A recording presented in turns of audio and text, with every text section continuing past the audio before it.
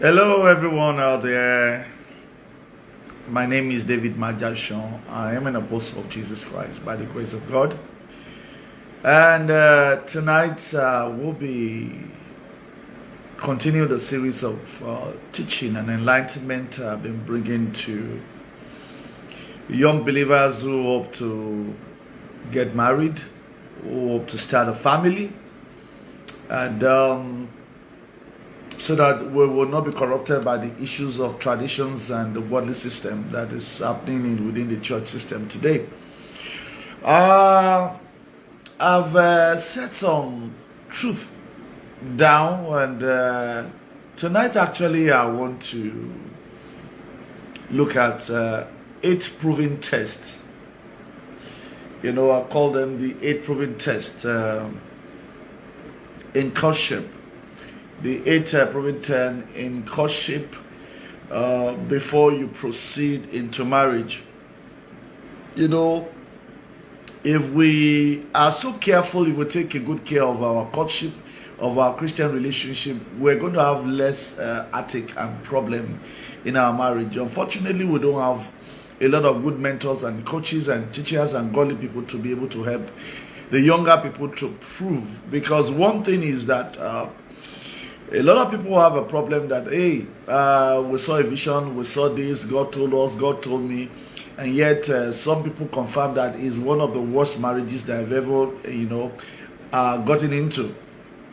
So it's not just spiritual things are learned, and there's a way, in spiritual things, we don't just listen to voices, but we listen, we prove things, we hold to that which is good, because there are different kind of voices. You can be deceived.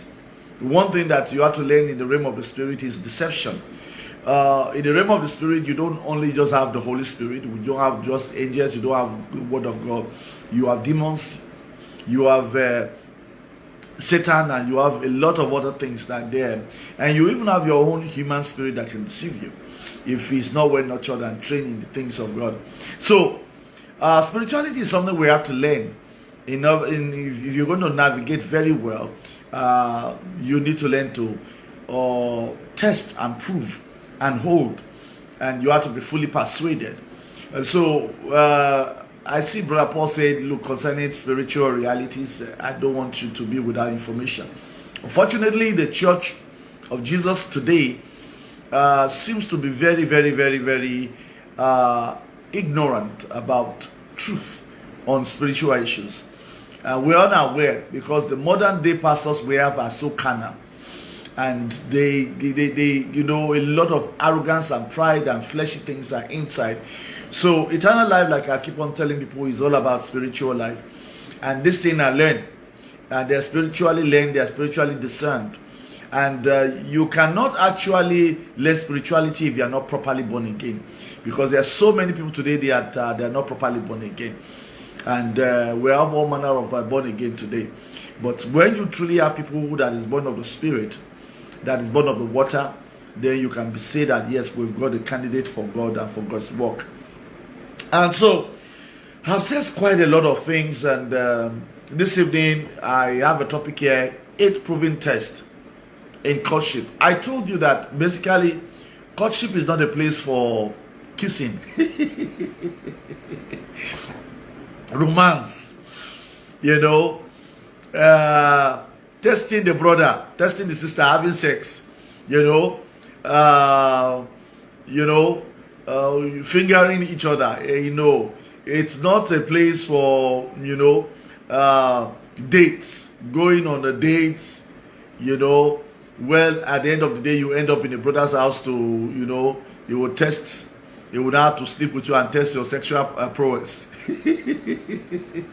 Either you are eligible as a wife, you two will test, either you can do that thing. So that is not what we do as a believer. That is an abomination to us who are believers. But rather, when we see that courtship is a place where we prove, we test what we have received, what God has showed us. We walk by faith, and every faith has work. That's why the just shall live by faith. And so if we get into relationship by faith, faith do possess or possesses works. The Bible says if faith has no works, it's dead. So we have to find out that if we are married by faith, if we are married by revelation, because we obtain everything from God, of God by faith.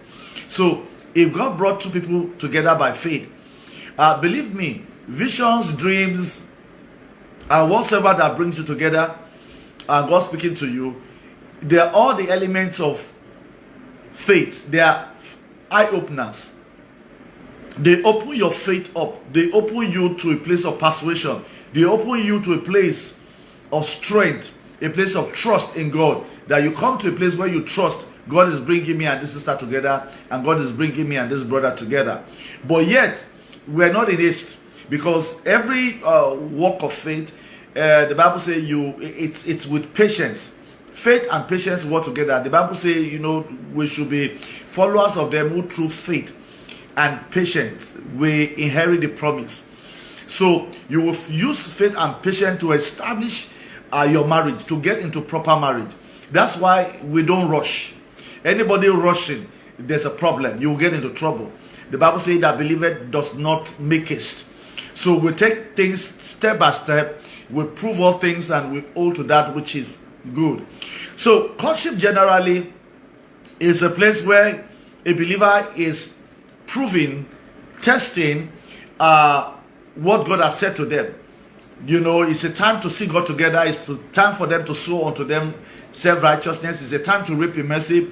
It's a time to begin to see things you need to run with.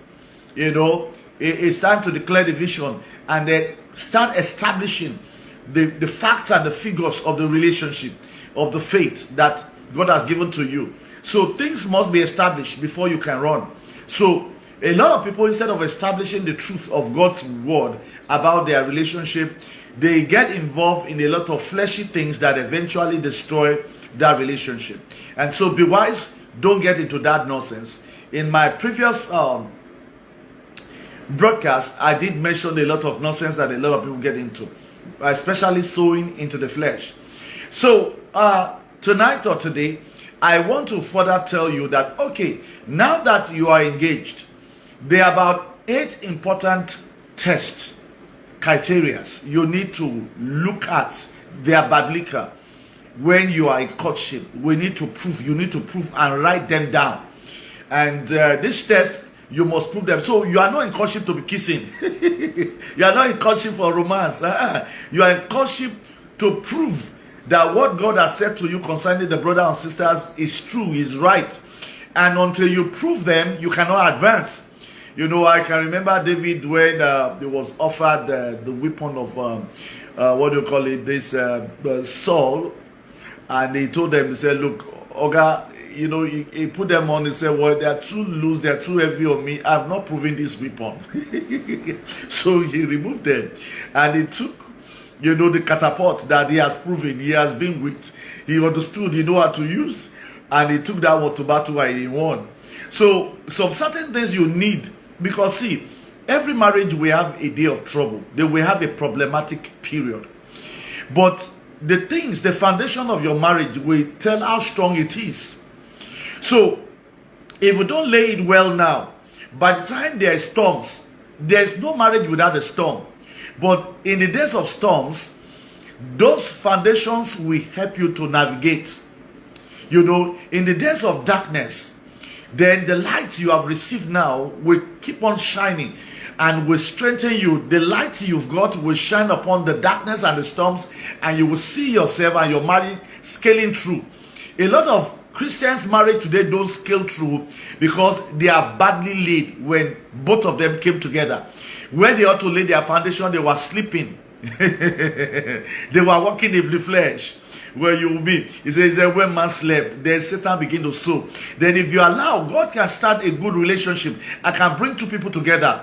But if those two people are not well trained, they can badly lay the relationship, and later in the years, the relationship or the marriage may not be able to stand because the foundation has been badly laid. Unless they have some good believers and also some good pastors or teachers or apostles or men of God that are experienced that can help them to relay it, and they need to be open, they need to be honest, they need to repent about all the nonsense they did when they were in courtship that actually may be militating against their marriage now. So people need honesty and truth to build a good marriage. Good marriage starts with truth and spirit. This is why if you want to build a good marriage, the foundation must be truth, not deception. Not, you know that you have 2 children somewhere, you tell the brother you don't have children. You know that you have issues. You can't come into relationship with dishonesty, because the foundation of relationship is truth, so that you can build trust. So there are a lot of believers. I heard about, a particular sister at a particular time. I saw a wedding somewhere, and the brother, is saying no on the day of wedding. And the brother said, I'm not doing again. And the sister is crying and begging. And when you ask what was the problem, I think I heard that the girl has about 3 or 4 children. Not even 1 or 2. At least about 3. Maybe kept in the village or somewhere. So it's actually on the day of wedding. I don't know who brought the news to the brother. But this girl you are married, not be virgin, we don't get to the Peking where they don't tell you. So the man is discovering from somewhere else. And, some of this, I don't know the kind of believers we have today, crooked people.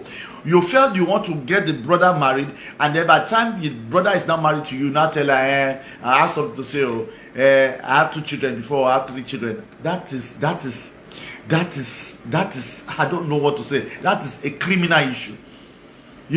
That is wickedness. And there are a lot of, these are why a lot of relationships, you cannot lure a brother or a sister into marriage by deception. It is evil. And such kind of marriage is null and void, because it's not founded on truth and it will not stand. So let there be sincerity, let there be honesty, let there be truth. After all, it's God that is bringing you together. So no deception. But in our today's church that's so crooked, we've seen a lot of sisters and brothers play each other deception. And a lot of sisters and a lot of brothers have been trapped in what they call a Christian marriage, because probably those people are not properly born again. Maybe they're just antichrist in the midst of the church, calling themselves Christians.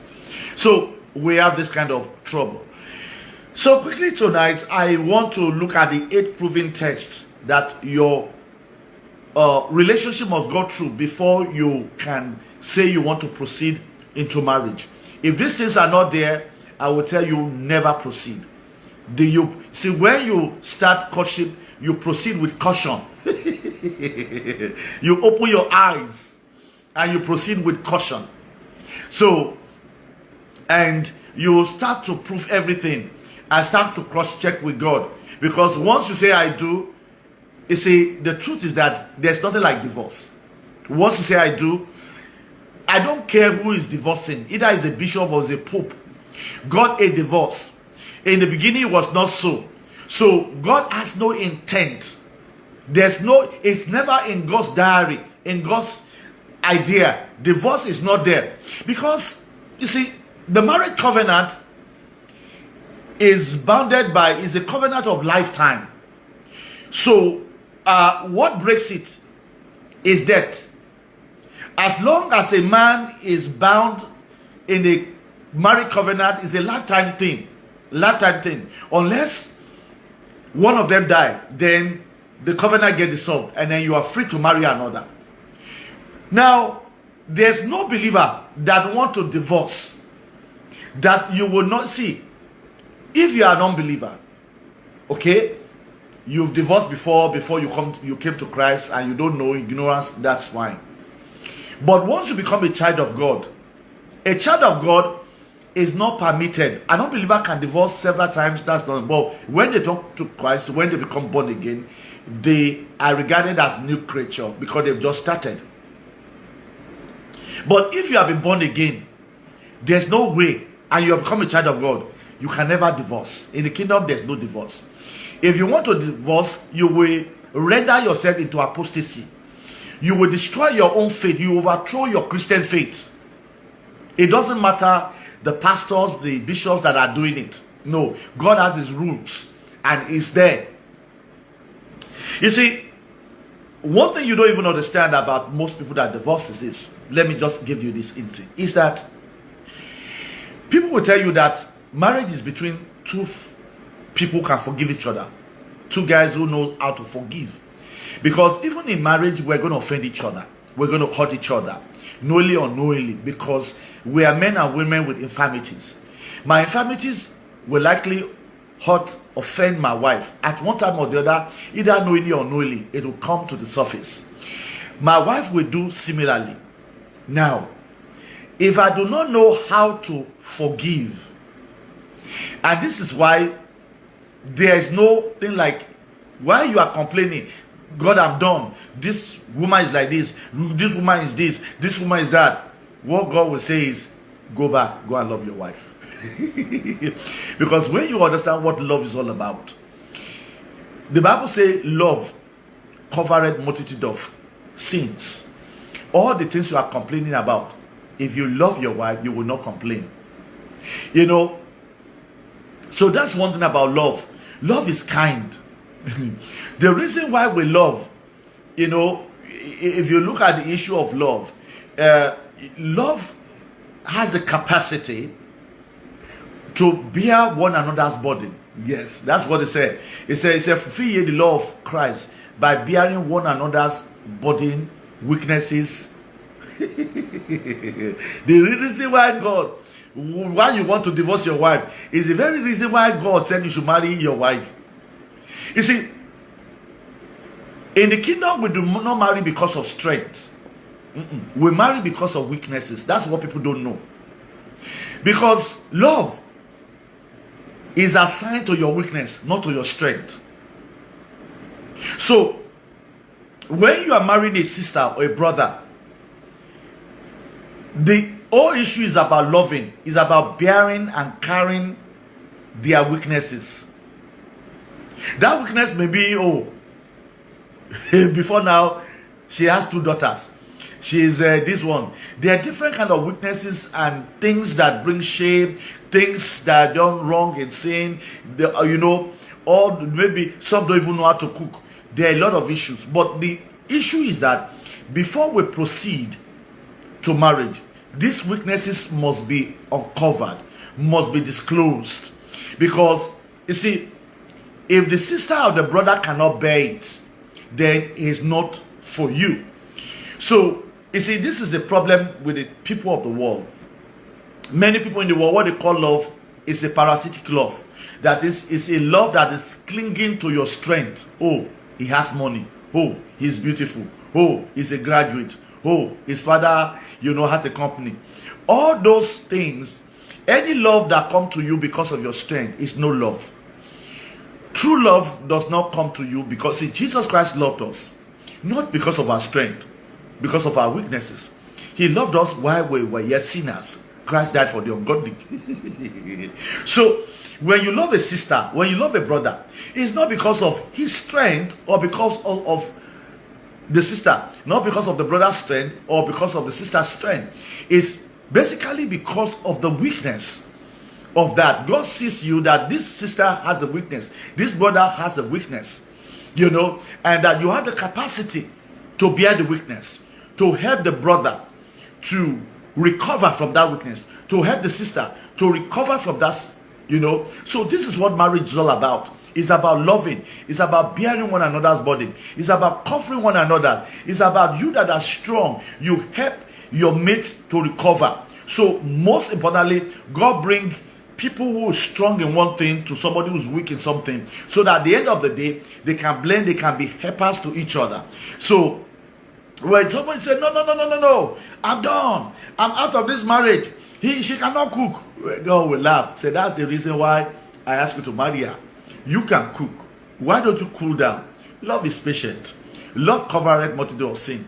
Teach her how to cook. Pray for her until you help her to become what she's supposed to be. That's what ministry is all about. Ministry is a place where you bear one another's burden. But to a lot of people who are unbelievers, who think marriage is about enjoyment, marriage is about, you you dream perfect thing. I'll be going to London. I'll be buying, all this, how do you call it now? All these fine cars, this fine bag, fine clothes, and you will be on top of the town. That's not what about marriage is all about. And that's why a lot of people are not mature. Marriage is for the mature. Marriage is hard work. Marriage will make you suffer. Marriage will make you suffer. Why am I saying? Because in marriage you are called to bear the burden and the weaknesses of your partner. And before your partner grows up with their weaknesses, you will bear a lot of pains. You will bear a lot of burdens. You will endure some certain things while your partner is growing up. So when you are angry, God, I'm done. I want to go. Shut up, Meshanu, come back. Why did you think I asked you to marry her?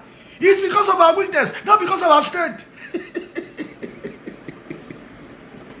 So the very reason you want to divorce the man, you want to divorce the woman, is the very reason why God asked you to marry. It's the problem is because you are in the world. The world marry people because of their strength, and they call it love. It's not love, it's parasites. So if in case you marry anybody because of their good job, because they are fine, you are a parasite. You are not in love. That's not love. Unfortunately, a lot of you don't know. See, the people in the world, they don't know the meaning of love. Love is attracted to your weakness. And that's why there are two things to describe love. He said love is kind and is patient. There's a difference between, you see, most women want to marry a good man. God did not ask women to marry a good man. No, he asked us to marry a kind person. The man must marry a kind woman. The man must marry a kind woman, and the woman must marry a kind man. Kindness. What is kindness? Now, kindness looks like goodness. Goodness is somebody being profitable to you, being advantageous to you, being nice to you. A lot of women celebrate men that are nice to them, buy you car, buy you say, is it Louis Vuitton? Designer's bag, send you to America, give you a treat. Oh, women like that. And that's that. And most of them want to marry such men. A man can be nice to you and good to you. It doesn't mean he loves you. So women, don't be deceived. That's favor. The Bible says favor is deceitful. The same thing, a man can be nice to you. It doesn't mean they love you. If they have something they want to collect from you, they can be nice for you. For instance, some of us know that, you can feed a chicken, a turkey, big, fat, and be nice to that turkey for a whole 2-3 years because you are planning to slaughter that chicken for an anniversary or by December. Just because you are nice to your chicken and you are giving the chicken the best of feeds does not mean that you love the chicken. So a man can be nice to you not because they love you, but because they have a plan to slaughter you at a particular time. So that's why I used to tell women, once a man is good to a woman, they are easily fooled to think the man loves them. No. A man can pay your bills, can be nice to you, can do a lot of things, can for your parents. He may not love you. And so that's not love. But there's something that makes you know that a man loves you. And it's not being good to you. It is being kind. And this is one of the reasons why you as a woman, you as a man must be honest in your relationship. When you want to start a relationship, please bring your weakness to the table. Bring everything. Tell the man, hey, I have this problem. I used to get angry and break on the TV. Tell them. I'm still praying that God will help me. Tell them, hey, I have a weakness. So I know I'm a Christian, but I've been falling into fornication and fornication and fornication. It's my weak point. Tell the person. Let them know. You are not stable with girls or you are not stable with men. So if there's an issue you have in your Christian life, don't hide it. Let them know. Because that is what the person is coming to. And if you have a child in the village, if you used to have what do you call it? What do you call it? This epilepsy. Say, hey, I get epilepsy, I'm sister. But what's the way you come when you knock me at home? Because you can see a sister going around, the day the brother, you fall down and the sister fall down and then you see the epilepsy. Many people, that's the end of that. That's the end of that marriage. The sister, the brother will not come back. It might also be a sister that the brother that have epilepsy. There's a time the brother will just have that crisis. You lie. Some people don't have strength. So the issue is this. Now, it is your weakness that allow you to know truly who is your partner. It is somebody who can bear your weakness, your infirmities. That's love. So that's why when with all your strength, keep your strength, bring your weakness to the table when you meet. And let's see how the brother reacts to your weakness. If the brother and the sister cannot handle your weakness, he's not your partner. She's not your partner. She's not your partner. It will not work. It will not work. So a sister might have, maybe for example, like I'm saying, epilepsy. There are a lot of brothers, he will tell, look, I have epilepsy, and they will run.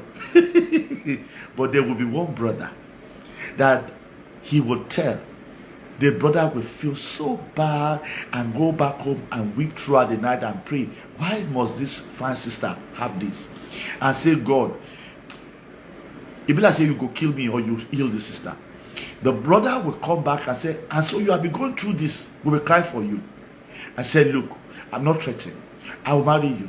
You will overcome it. We will go through this together. I'm not care, no matter what it is. I will not leave you alone. I'm not afraid. We will overcome it.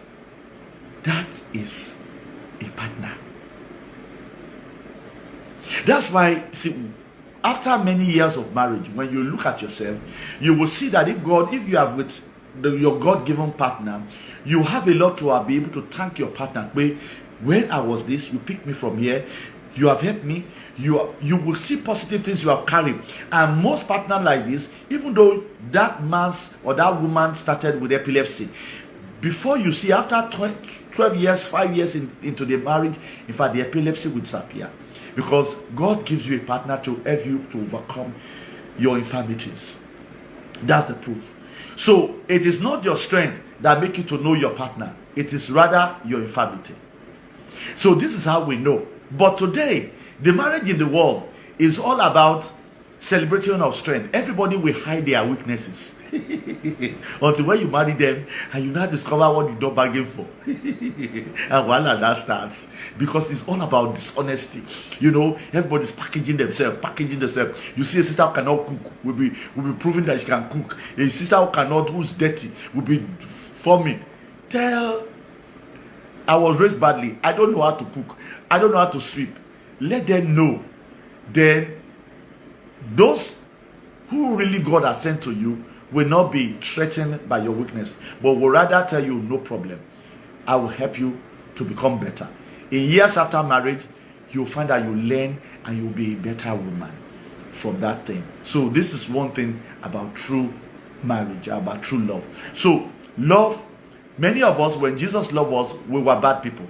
But after many years being Christ, we'll find that we start overcoming our weaknesses. Some of us used to be drunkard. We stopped being drunkard. Some of us were fornicator. We overcame. Every of our sin, as we walk with Christ, we overcame. The same thing will happen to you. When you marry the right man and the right woman, even though you started with your weaknesses, but as marriage proceeds, you find that marriage will help you to overcome your weaknesses, and you will develop character, spirituality, a better Christian life that will help you overcome your weaknesses. So most of the time, the purpose of marriage is to be able to destroy your weakness and put strength into you. So understand that. So this is why true love is what do we say true love is? It's kind. So kindness is the goodness you do to somebody despite you know that it's undeserving, he has a weakness. Despite that you know that this sister used to have epilepsy. A lot of suitors has run away But you say, yes, with this your weakness, I'm still going to marry you. That is kindness. And that's what true love is all about. So he sees all your mistakes. He sees you cannot cook. The man still decides to marry you.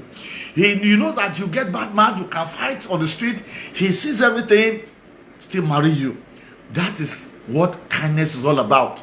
But love, kindness will not leave you in your fault. The purpose of kindness marrying you or love marrying you is with the hope that he will edify you. That's why the Bible says love likes to work, is edify, it builds up. So only love can build your weaknesses. That's why when you are with the right partner, you'll find that your weaknesses will start dying because your partner will start building your weaknesses. It might be financial weaknesses. After 2 or 3 months, you start seeing, you developing, an ability to increase your financial status. So a lot of things that are weak in your life, marriage has a way of building it. When God brings 2 people together, is one shall chase 1,000, 2 will chase 10,000. So this is how marriage is supposed to work. This is how it rolls.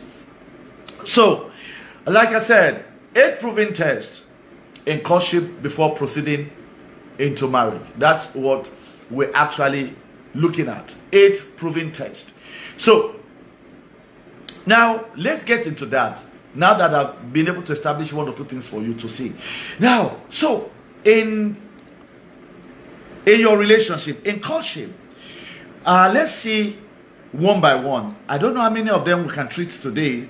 Either 1, 2, 3. We may not be able to treat all, and if we can treat all, that would be lovely. But let's go to the book of James 3:7. The book of James 3:7. Let's look at it. The book of James 3:7. Okay. So if we look at the book of James 3:7, the book of James 3. Am I right? Yes.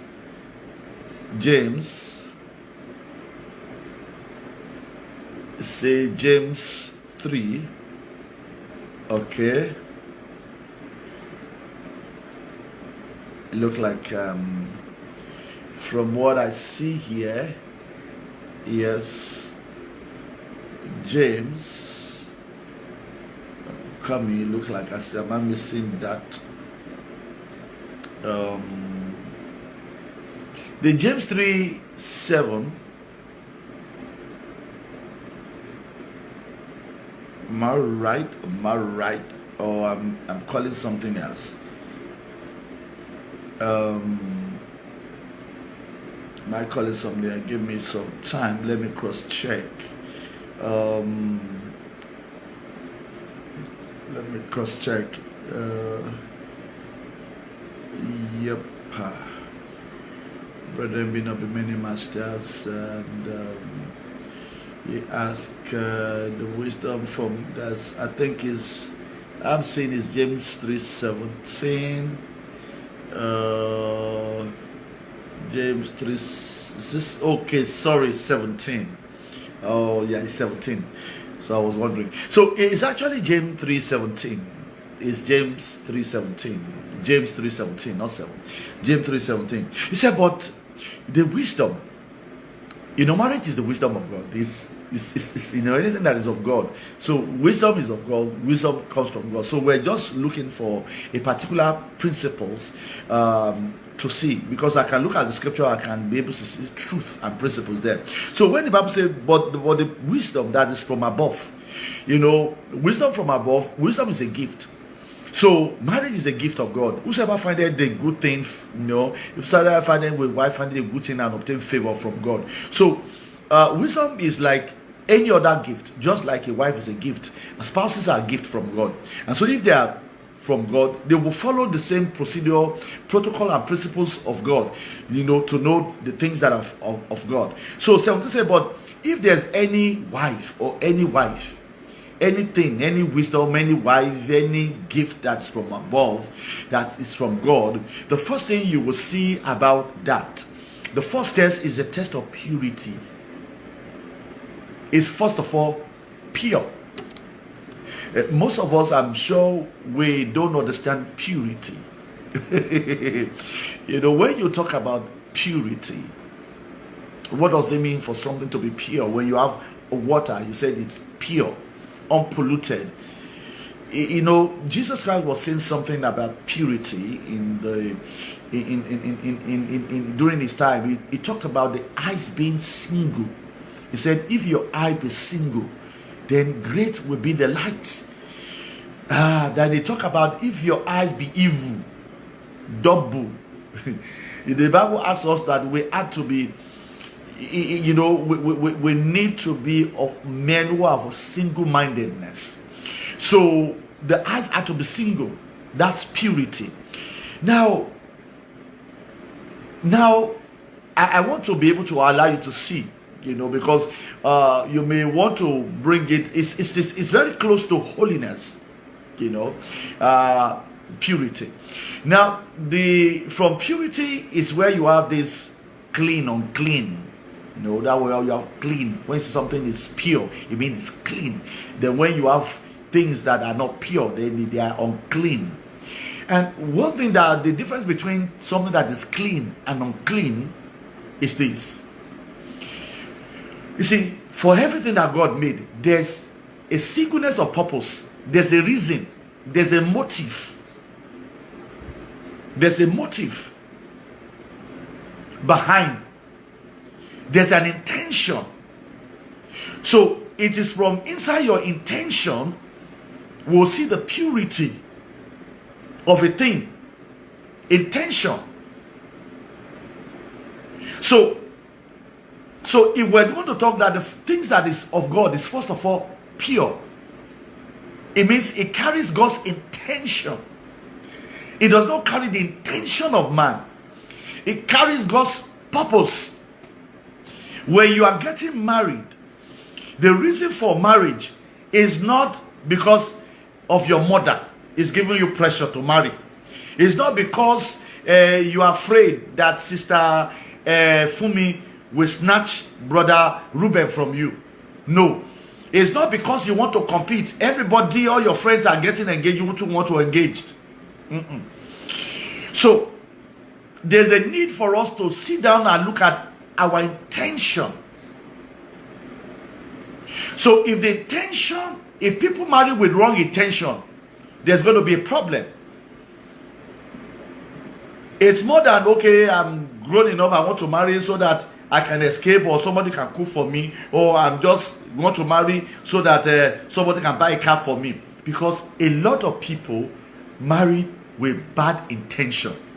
And once there's a bad intention, it shows God is not there. Because if you walk with God, if you've been praying with God, if you've been asking God for a partner, when God brings a partner for you, God will reveal his intention for you, why he wants you to marry, what he wants you to achieve. So there will be God's intention. So if you come together in courtship, we start looking, why do you choose me? Why do you want to marry me? Where are we going? That's why we start looking for the intention. And sincerity, honesty of heart is needed. That's why two people will start looking at their vision. Because that's the first thing. Purity of heart will make you to see the vision. That's one thing. That's why I say, if your eyes be single. So it's about the intention. It's about the motive. It's about the reason why two of you are coming together. For example, there are a lot of people together, they want to marry because they want to have sex. Or because they start have a big bumble. Some people can even just because, you know, maybe a brother has been trying to say, you know, have sex with a sister, he will not agree. It's okay, I know how to get them. Just tell them you want to marry them. But the real intent is sex. So you will see when people start cutting, intent will start playing out. Intent will start playing out. You start seeing the intent. If it's just for somebody, let me just marry a brother too so that they can take care of me. I see Sister Lagbaja, they are engaged. And so they used to do this. This person used to buy this thing for. So you too, you want to get engaged so that they will be. See, these are the problems. So not everybody trying to get married have a proper intent. Once you don't have a good intention, that marriage will eat a rock with time. So what we do in courtship, we need to begin to make it pure. if we're going to make it pure, there had to be a tilting, there had to be an adjustment, there had to be a prayer, there had to be a way. So because when it's pure, when you make it pure, when you see God's purpose becomes the reason why you are courtship. Because if you don't put God's purpose, it becomes because of your feelings. It becomes because you are hungry for sex. It becomes because you want to. You will make a mess of that very relationship with time. So there's a need for one to sit down and check your intention, check your motive, and until your motive becomes the motive of God, until you see the reason why God brought you together, one singular thing. And that's one of the reasons. If God bring you together for this, that's one of the reasons that if you want to start kissing, you will destroy that purpose.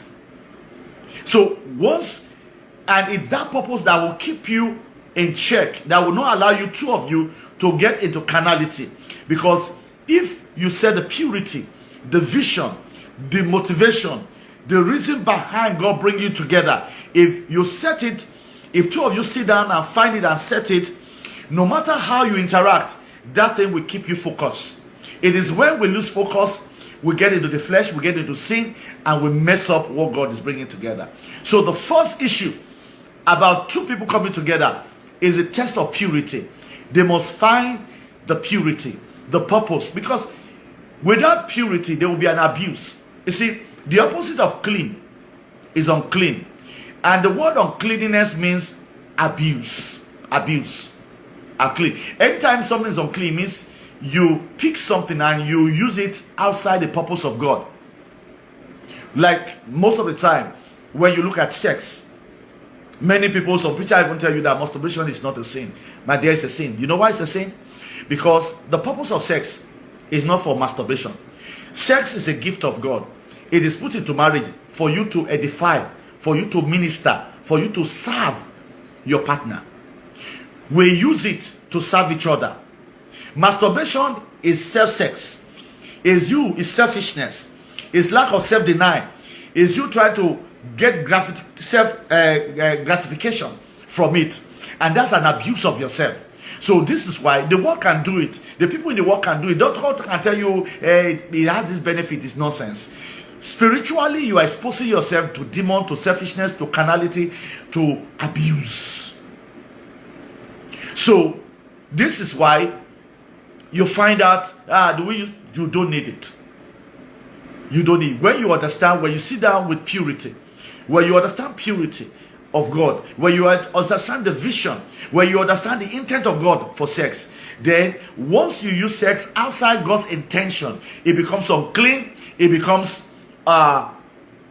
impure, become unclean. So if we want to keep something clean, then so cleanliness or purity is when you set what you are doing according to God's intention and agenda. So whatever that is from above is given is first of all pure. It's for God's purpose. It's for God's intent. God gave what he gave for his intention. He didn't give what he gave for pollution, for uncleanness, for abuse. He gave it to edify. And so that's the first thing we have to set. So two of you must get this purity first together. If you don't get it at the beginning, then